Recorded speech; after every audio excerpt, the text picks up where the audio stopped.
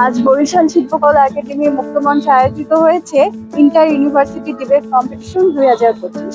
লাল সবুজ সোসাইটির আয়োজনে দ্য এশিয়া ফাউন্ডেশনের PERI প্রোগ্রামের সহায়তায় এবং FCDO এর অর্থায়নে এই প্রতিযোগিতায় অংশ নিয়েছে বরিশালের 4টি বিশ্ববিদ্যালয় ও কলেজের শিক্ষার্থীরা। এই বছরের theme youth voice and civic responsibility in a democratic society.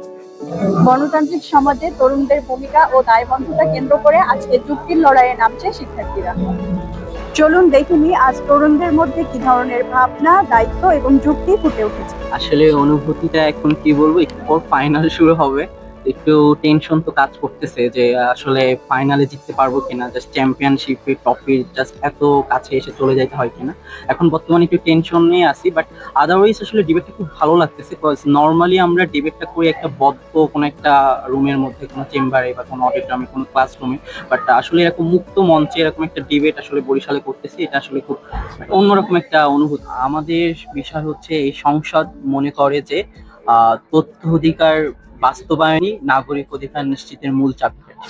আর আমাদের অপোজিটে আছে হচ্ছে বরিশাল ইউনিভার্সিটি। আজকে লাল সবুজ সোসাইটি থেকে এত সুন্দর একটা আয়োজন করার জন্য কর্তৃপক্ষকে ধন্যবাদ জানাচ্ছি। শিক্ষার্থীরা তাদের মতামত তুলে ধরেছে যুক্তি দিয়ে, উদাহরণ দিয়ে। বিচারকদের সামনে প্রমাণ করেছে তারা শুধু শিক্ষার্থী নয়, ভবিষ্যতের যোগ্য নেতৃত্ব দানকারী।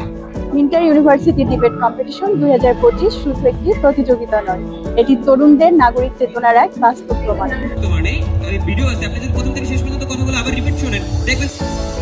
পুরস্কার নিচ্ছে আজকের চ্যাম্পিয়ন টিম বরিশাল বিশ্ববিদ্যালয়।